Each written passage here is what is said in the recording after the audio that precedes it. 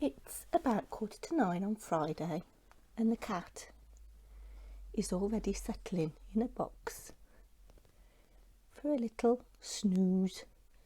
She's had a very hard morning, doing a bit of grooming and a bit of eating. She's ignoring me. Hello, beautiful.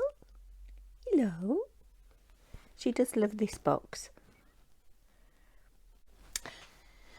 So you've seen a little bit of blue there, and I thought I'd come on with a kind of day in the life today. I've got a busy-ish day. I've got planning to do, planning for food for the weekend. It's bank holiday, isn't it? And planning for theatre train tomorrow. I've also got a project I desperately need to get finished today and try and catch the post, because obviously it's the bank holiday and I'd like this person to get this thing quickly. So I might show you that when I finish, but I have got some other projects to show you, and then we might come on and talk about Barry. But first of all, we're going to do a bit of food prep. I seem to have wires everywhere. Oh dear, it's not very good, is it? I'm all of a dither. It is still quite early in the morning for me to be doing things other than gentle crafting. But yes, on Sunday, my mum and dad are coming for lunch, and so is my son, who lives in Coventry, and his girlfriend. They live together, they're in a bubble together, and I haven't seen his girlfriend since July last year. Well, I saw her very fleetingly at Christmas through the window. She came to drop something off and stayed outside with her dog and her brother. So I haven't actually spoken to her properly since July, so that'll be really, really lovely. And I know Harry has been on at me to do this for a while. I'm going to do lamb, and it is a Persian recipe, and I can't remember whether it's in this cookbook, this Sirocco one, or Scirocco, I think that means wind, and or this Persiana book. My dad bought me both of these for a birthday several years ago now, and I did notice when I was in the works a couple of weeks ago, they'd got this for £5 in the works, but I think it was £25 originally. I do like a cookery book, and I have got a lot of them, so we're going to have a look and see which book it is in to see what we need. So I'm just going to look up lamb. Persian lamb, quince and saffron stew. No, that's not it. Saffron dried lamb, sticky lamb buns. No, it's not in there. There is a reference to Nigella Lawson, so it must be in this one then, she says. Oh, that sounds nice. Cardamom and rosewater poached pears. I will do dessert, but I'll probably buy one. I used to be the real kind of hostess with the mostess, and you know, do starter, main and dessert, but as I have got older, I get more flappy in the kitchen, and I just kind of focus on one decent course, usually the main course, and then buy everything else in. We don't bother with starters anymore. This is what I want: leg of lamb, Machuia style, with cumin dipping salt, and that's 118 to 19. And I think I've got everything I need for this, but I will check my cupboards. Obviously, that sounds nice. Lamb and sour cherry meatballs. Okay, so this is what we're going to do. So last time I bought lamb, I did a boned and butterflied leg of lamb, and it literally cooks in half an hour and is amazing. This is a whole leg on the bone, so it takes longer to cook. So I needed 2.5 kilo leg of lamb on the bone. So I will be going to my butcher's for that. I have a fantastic butcher's up the road. They're lovely. They've won awards, and they're very funny. Really, really lovely up there. and they supply a lot of local restaurants and pubs and things with meat. I was going to say beef with meat. Leg of lamb, I put 2.5 kilos, and that serves 8. There will be 6 of us, but there'll be a little bit left over, which would be nice the next day in a wrap or something. Now, I need to get butter because I am almost out of what I call proper butter, you know, for baking. I don't think I've got ground coriander. I will check these. So I need ground coriander,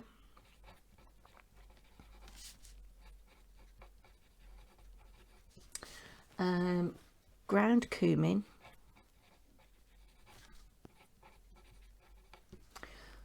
cumin seeds, I think I've got these, but I do need to check. I know I've got paprika, I know I've got cayenne pepper, I know I've got dried thyme, I've got garlic in the cupboard, I've got sea salt flakes, and I've got pepper. And for the cumin dipping salt, I know I've got ground cinnamon, so that's fine. And you just make a rub to put on the lamb, and just cook it in the oven and let it let it look after itself. It says to serve with turmeric and cumin roasted potatoes. I'm going to do my favourite roast potatoes, which are Italian inspired, and they're a Nigella recipe, and it's brilliant. You just need to wash your potatoes. Don't peel them, because I hate peeling potatoes. Cut them into chunks, put them in a roasting tin with some olive oil and some cubed butter, salt and pepper, and the juice of a lemon. And the sugars in the lemon crystallise, and the potatoes kind of go sticky brown on the edges. It's really lovely and has the virtue of not having to peel the potatoes, which is brilliant.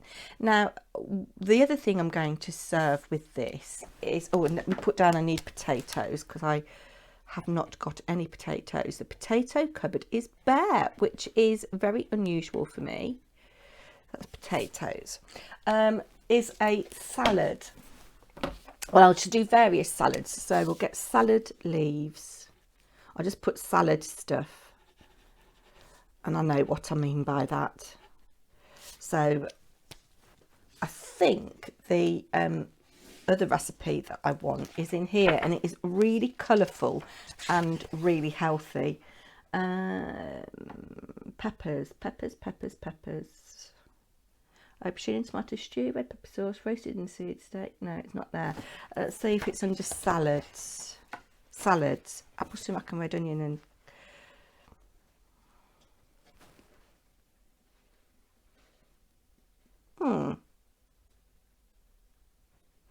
can't see it in there.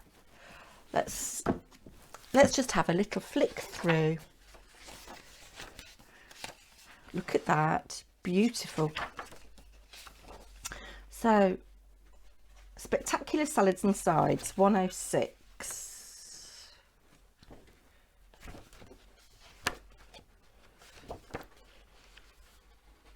I do like a cookery book with nice pictures in. Right, I'm pretty sure it's in this book. These look nice. Oh, I might do... No, it might be too much. I was going to say I might do watermelon and feta salad, but might be too much, too many flavours. Apple sumac, red onion and pomegranate salad. Sumac is a really Persian, Iranian kind of spice, which is lovely.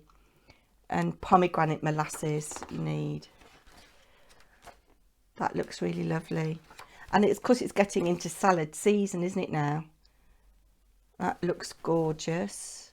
Maybe I have got the wrong book.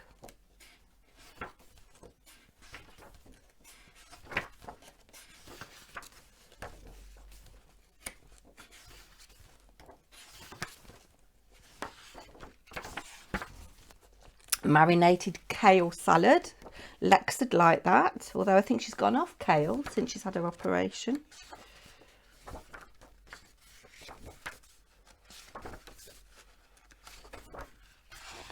No, not in this one, so it must be in the Persiana book.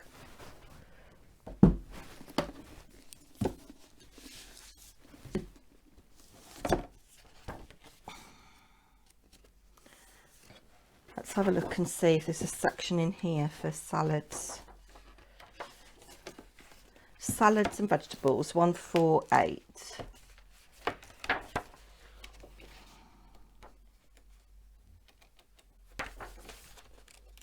Pomegranates, pomegranate seeds. I do like pomegranates. If it's not in here, I don't know where it is. Perhaps I imagined it. Oh, here it is. Tomato salad with pomegranate molasses. That's it. You can see from the little splodges on the page that I've used this. So what do we need for this? I need green pepper. Now I might need to get this from Tesco's. So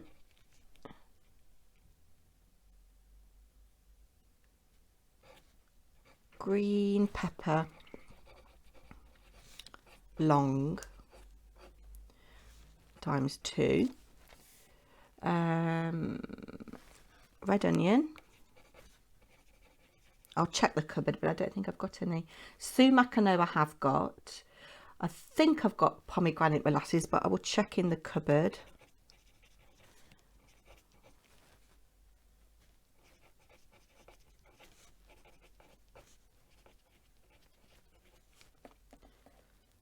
I don't bother with the walnut pieces, although I have got walnuts. Yeah. And it is just lovely. And in fact, what I do as well is I add extra peppers. So I will get peppers and just make that into a really nice big salad. I've got a nice big salad bowl. And then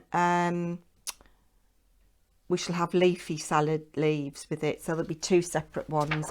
And I might do peppers and feta. But no, I think it's too much. I don't think feta will go with those. So I'm going to pause you there, plan the rest of my meals and come back to you.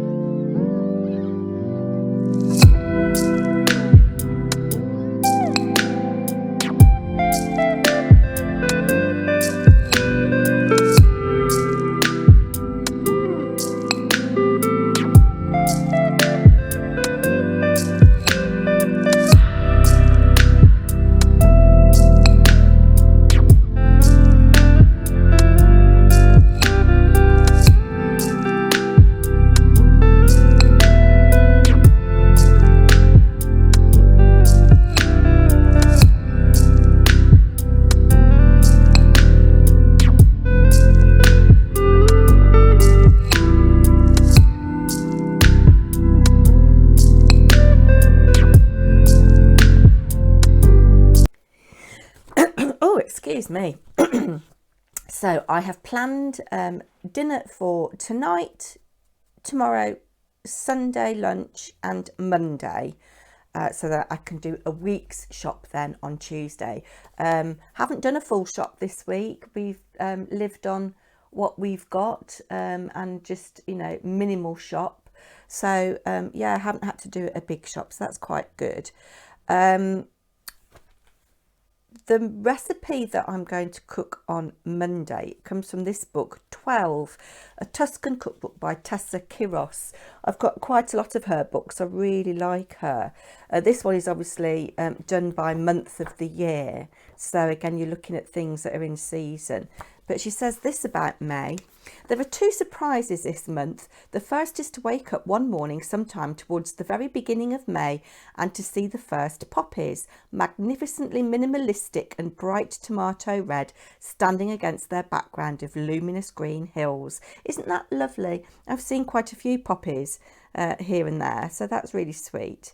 Then she says about the food that is in season. There are artichokes in full bloom now, maybe not in the UK, and gorgeous lemons, broad beans, yuck, I'm sorry, I can't stand broad beans, lovely bright green peas, and the beginnings of zucchini, cherries and capers to be collected and preserved, and the beginning beckonings of gelati and sorbetti.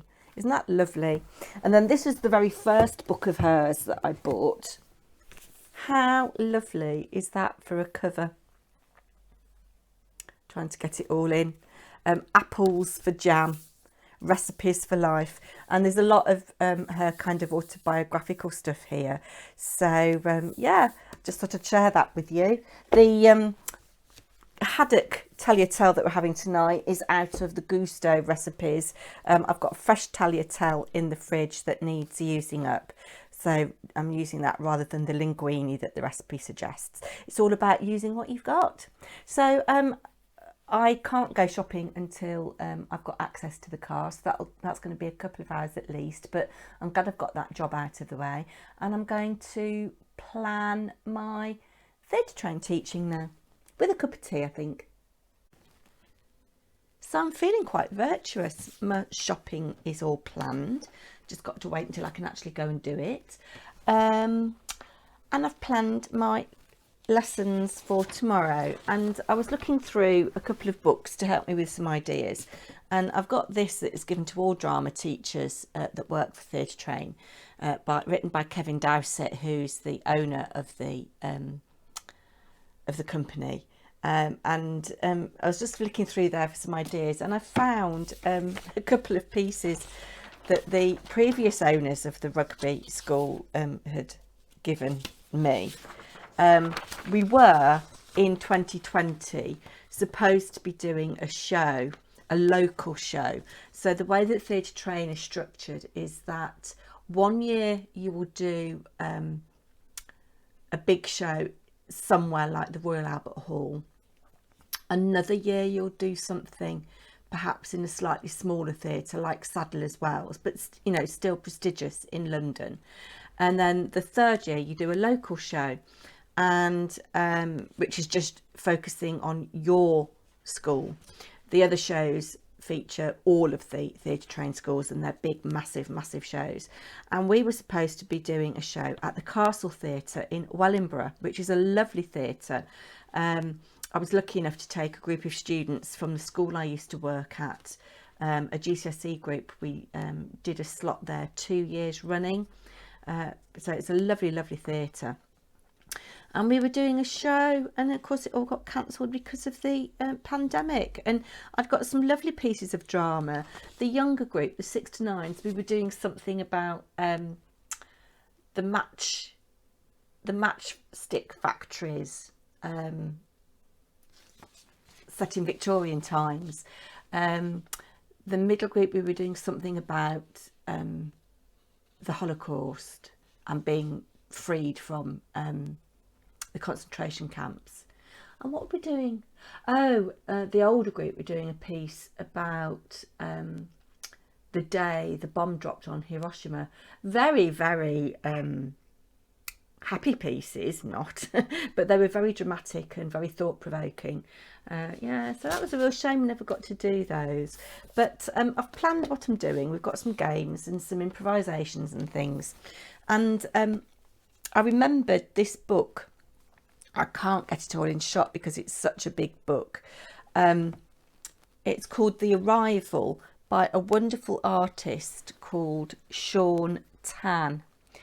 And I absolutely love his artwork. I've got several of his books. Some of them are storybooks. This is actually a picture book. And when I left my previous place of work, I had got 30 years worth of resources that I'd purchased with my own money over the years. And I left most of them because I just needed a break. But this was one of the books that I did choose to keep, and it is a picture book. There are about 98 pages, and it is all pictures, and it's about, well, you can interpret it in any way you like, but I think it's about a man who leaves his family and goes to a different country to start a better life for his family. And there's all kinds of weird little creatures and all sorts, but look at the detail on all of these faces. It's all in monochrome, and I thought, as paper crafters, you might be interested in seeing this.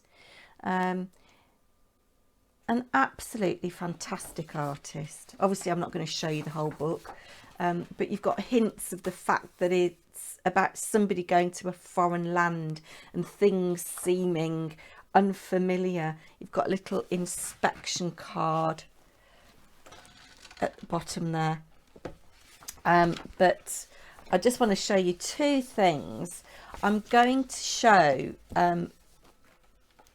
just as an improvisation exercise, each group this photograph of the man saying goodbye to his wife. He's packed his belongings, and look at her hand over his, and their facial expressions. And there's a little origami bird on the shelf, which is very symbolic throughout the book. And I think he gives this bird to his daughter. He holds it under his hat and hides it under his hat and gives it to his daughter as he's saying goodbye. But then he makes another bird to remind him of his time at home. But I'm going to get the children to do a freeze frame of this in pairs and bring it to life by speaking the thoughts of the characters, what's going on in their heads, what are they thinking. But yeah, getting ready to say goodbye, little girl waking up, so much detail. And then there's all these like monsters. I'm not quite sure what they're about. And then at the train station saying goodbye, the mum crying, the train there in the bottom corner, the mum and the daughter walking home after having said goodbye. But even on the blank pages, there's all these details of like little ink marks and splodges and crumpled paper. But this is a page I wanted to show you. It's a technique he uses a lot in this book. So he focuses on a portion of something and kind of highlights it, zooms in if you like, and then you see a little bit more detail. So you see all of the picture and a little bit of his hand with the bowl, and then you see more of him and the picture, and then you see him in the porthole. All the elements just getting smaller and smaller. You see the outside of the ship. You see more portholes. You see lots of portholes. I can't really show you. It's getting difficult to zoom in. Lots of portholes. Quite a lot of detail of the ship, and then the whole ship on the sea. Love that idea. Beautiful. Look out his artwork. He did a book which has got words in it. It's a story called The Lost Thing, which was made into an animation, and Tim Minchin did the voiceover for that, I think. So yeah, look him up. I'm going to do a bit of crafting now. So I have been a very busy little bee. Mr. Paper&Twine is back from his factory now, so I can go out, but I thought I need to go to the post office, and I thought I'd just come on with a quick project share before I package some things up and get them in the post. So the first thing that's going to go in the post today, well, I think it's going to go today, if not it'll go tomorrow or Tuesday, because of course it's a bank holiday. Oh, go and get a drink because I might be here for a while. I showed you this Memdex card that I made. Took it out of the envelope very carefully because it is quite fragile, and obviously they go in a little thing like that, don't they, and then you flip it over. So that's why I've put that way, so that when it's upside down, as it were, it's the right way up, if that makes sense at all. I've got a little splodge there. I don't know what that's from. Oh, I might have to cover that up with something. I'll have to have a look and have a little play. So that's that. Be very careful of those stones.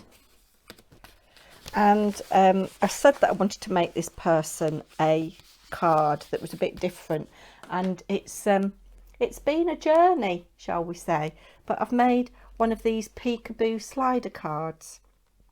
So here's the front of it. I did the front on a separate panel and stuck it onto the front workings of the card, just in case I made a mess of it. But I've used, from that set where I've got the little blue tit, there's this other bird, which I suppose is a coal tit or a great tit. I've coloured it in the same colours as the blue tit, because I didn't know what to go for. And the branch is quite a small branch, it kind of stops there, but I stamped again here at a different angle and joined it up with a bit of black Sharpie pen to make it look as if it's one big branch. And then these are Lavinia leaves, first and second generation. This is all on one of my splodgy backgrounds. I think this is Brushos, yes. And then I've stamped that stamp that I like, I'm using a lot recently in its full glory this time. A little Lavinia mouse looking up at the little butterfly, and a little butterfly there. These are punched out of the teeniest, tiniest scraps, and it says be calm and free, and you open it and there you get your slider element. This is an involved card. So I've stamped a butterfly from that same set as this butterfly on a little background, and I've watercoloured that stamp there. So yes, it is a bit involved. I've got to write it. So that is that. Then I've made one of these cards. If you saw Dawn Sutton's video yesterday, I sent her a little bit of happy mail because she'd been feeling a little bit under the weather. And I made this box card, and I've made this for somebody's birthday. And I've used stamp area paper from the Sweetie collection. I've been watching Mellis Makes and Cheryl Simone, and Mellis has just done some nice projects using the Sweetie paper, and I thought I need to stop hoarding.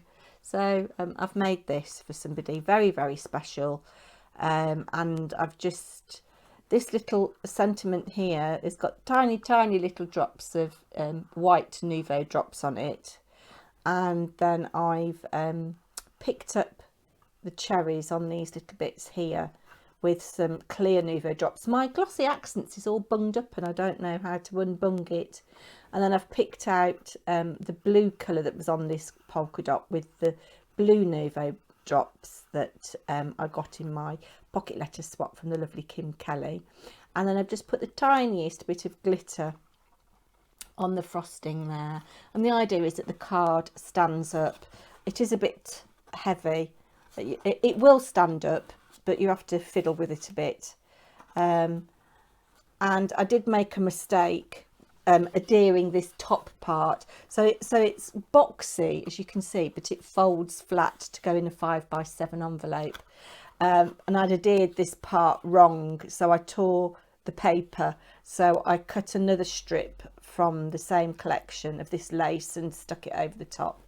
And there's a tiny, tiny dot of glitter in each of those little flower centres. And then because it's this person's birthday, they said they didn't want any extras, but I made this envelope for something else, and there was a little splodge on the back, and I'm selling it, and I thought I can't give an imperfect product that, you know, I'm charging money for. So to cover the splodge up, I've put some double-sided tape and some of that Lavinia Eco glitter, just to cover the splodge up, and you'd never know. And obviously this is going abroad, so I don't want a lot of weight, and this person said they didn't want any extras anyway, so I've just cut up some of my backgrounds, little 3-inch squares that they can use or not as the case may be. And you can see the inside of the envelope. I used single-sided paper, but thought it would be nice to have the pattern on the inside for a change. That's the envelope I made for the card. This is actually Christmas paper. It's in a Christmas pad, but I thought the colours went quite nicely with the sweetie card. Pop that there. And then again, because, you know, in the spirit of sharing the loveliness, I used some of the Heartfelt Creations, I think it is. I think it's Sugar Creek Hollow, something like that. I've shown this paper before. I've just cut some of the 12 by 12 into 6 by 6. These were like 4 panels on a sheet, and they're all double-sided. So this lovely person can play with this or gift it, whatever they see fit. So, and I made an envelope out of the paper. I've discovered I've got 2 pads of this, and I don't think I'm going to use it, so we'll share the love. So that's got to go in the post. Then these things haven't got to go in the post, they will be hand delivered. One of my friends ages ago asked me to make a box, one of my little boxes for 3-inch cards. And I said, yes, of course I would. And it got pushed back and pushed back and pushed back because there wasn't a deadline on it. And anyway, I finally finished.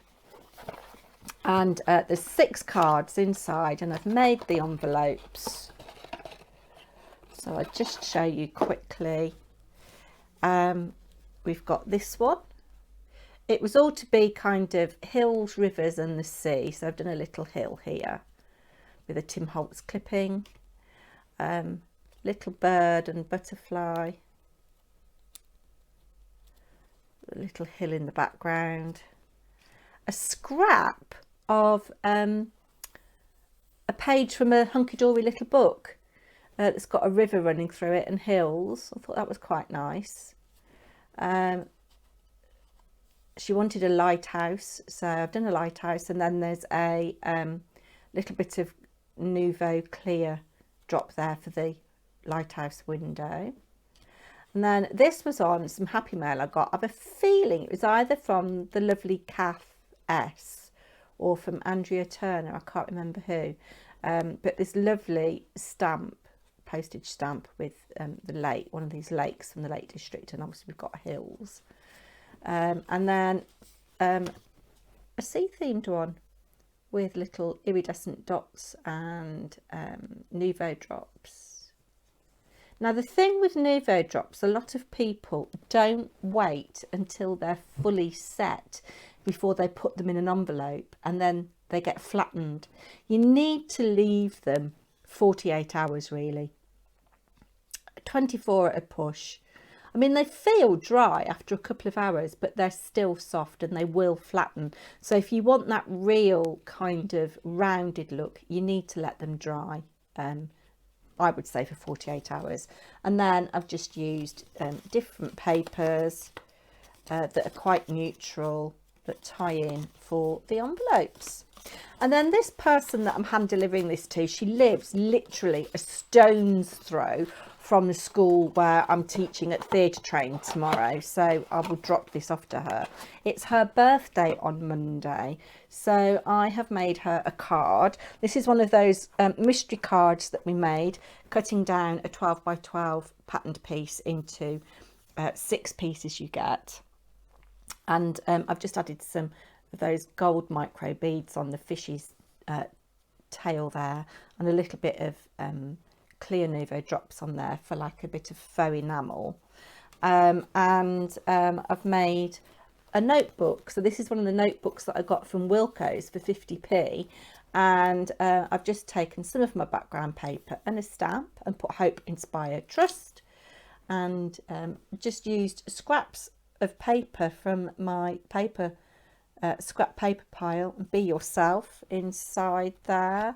And then I've just covered the back and the back, so just as a little gift to wrap up for her birthday.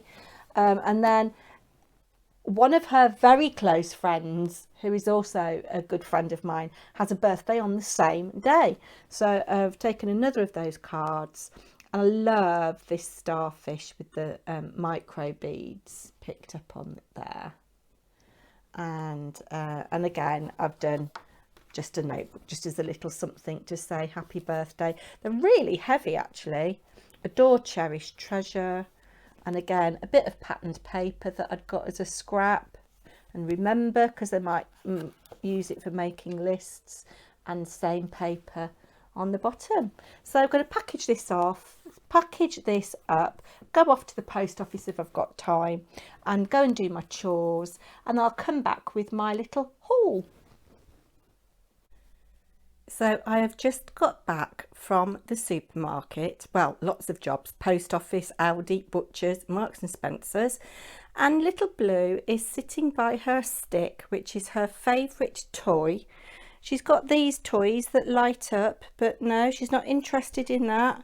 It's her stick that she likes, but we need to show you what we bought in the shops and put it away. And then it might be time for a little drink, I think. So we have got 4 bottles of fizzy water. This is all from Aldi. A bottle of Diet Coke for Ella. Some assorted wine for the holidays. Toothpaste whenever Harry comes home and stays over, which isn't very often given that we're in a pandemic. He seems to take the toothpaste with him. So I've got one for the bathroom that he would use and one for Ella. Some cotton pads for Ella. I treated myself to some tulips, the heady price of £1.79, but tulips are one of my favourite flowers. Moving over here, we've got the main event, which is the lamb, which we're having on Sunday when we see Harry and his girlfriend. Haven't seen his girlfriend since July properly to talk to. So we're having lamb. It did cost me £30 from the butchers, but it is going to feed 6 of us. It's 2.8 kilos nearly, so £30. I don't know what that would be in dollars for you Americans. But if you divide that between 6, you know, £5 a head for a good portion of lamb, you're going to be paying much more than that in a restaurant, aren't you? Then I've got carrots for Monday's tea, petit pois also for Monday's tea. I think they're less than £1 a bag and they're lovely. They're just as good, if not better, than Mr. Birdseye petit pois, and a fraction of the price. And I won't go back to full-sized peas. I do like my little peas. We've got cherry tomatoes for that salad I showed you on Monday. Celery for a dish on Monday and part of a salad on Sunday. Strawberries for pudding. Pineapple for pudding on Sunday. I'm going to do a carpaccio of strawberries and pineapple with mint, basil, and there's a little bit of sugar, so it's very healthy. Various salad leaves for various meals and sandwiches. We've got rocket. I know it's expensive to buy it in these bags, but it is convenient and there's less waste. And yeah, it's fine. Lemons I need for my potatoes and just to always have them in the fridge. Little miniature potatoes, I shall boil those for our dinner on Monday. Potatoes for Sunday, I just got the wonky ones because I'm just going to chop them roughly and cook them in the oven. Peppers for the salad with the sumac and the tomatoes. Basil and mint for the puddings. Parsley, I forget what that's for. Onions, always have onions in the cupboard. Bacon, Mr. Paper&Twine requested that. Haddock and prawns we're having in our pasta tonight. Chicken for Monday's dinner. Moving on along, snacks for before dinner on Sunday. I've got some salsa to go with these tortilla chips, which are sea salt and lime. Sea salt and crushed black pepper, hand-cooked crisps. I fancied some pistachios. I haven't had pistachios for ages. And then clotted cream. We need a little bit for tonight's pasta. 40 grams I need for 2 of us. And the rest we'll use on Sunday. Butter for the fridge. I think it's got a good shelf life on it. 26th of July, so it's always useful to have in for baking. Bread and Tunnock's tea cakes. And then I went to Marks and Spencer's for treaty things and things I couldn't get in Aldi. So I've got some extra thick double cream to go with New York vanilla cheesecake and tart apricot tart. We'll have that warm. Some more snacks because the kids always diss my snack selection. So we've got smoky barbecue potato crisps. They're popped, not fried. Cheesy things that are like What's-Its, and prawn cocktail shells that are like Skips. I fancy a pina colada this evening, and I've got Mr. Paper&Twine, just an easy gin and tonic, an emergency gin and tonic. 3 tins of these mints. I haven't gone mad, but there is method in my madness. I couldn't get these in Aldi, so I've got bay leaves, cumin seeds. I couldn't get fresh chives for tonight's dinner, so I've got these. They look quite nice and fresh, don't they? And they are 30p more expensive than I'd pay in Sainsbury's, but I figured if I went to Sainsbury's tomorrow after theatre train, I'd be spending more than the 90 pence it's cost me for the 3 tubs in fuel and time. So yeah, it was no brainer really. And then finally, poor Ella's been feeling a little bit miserable, so I've got her some Percy Pigs to cheer her up. And I think I'm going to leave it there today, guys. I hope you all have a fabulous bank holiday weekend in the UK. Weather is set to be good. I think Sunday is going to be the best day. So I shall be back soon. Thank you so much for watching. Take care now. Bye.